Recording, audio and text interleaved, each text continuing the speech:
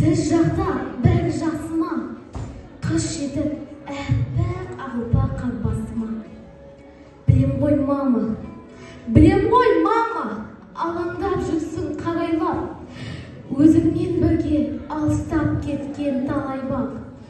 Жаулығын желмен желбіреп өзің жүрмесең,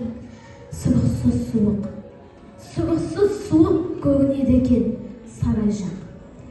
Таң атқанда шың сияқты сөздер бар, олар ана жүрегінің жылуын көрсетеді. Уақыттың даналығы арқылы алыстағы жарықтың бөлінсе.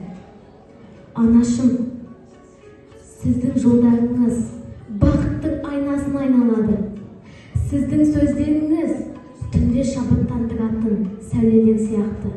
Олар күмән қараңғылығы арқылы жарқырайды.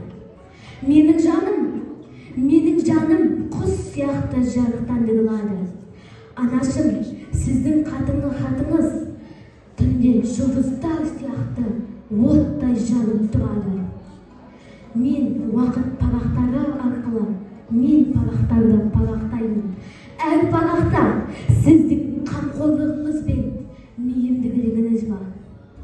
Сіздің хатыңыз менің асыл қазынам, менің қазынам. Мен әр сөз үшін, мен әр қатар үшін сізге алғыс айтамын.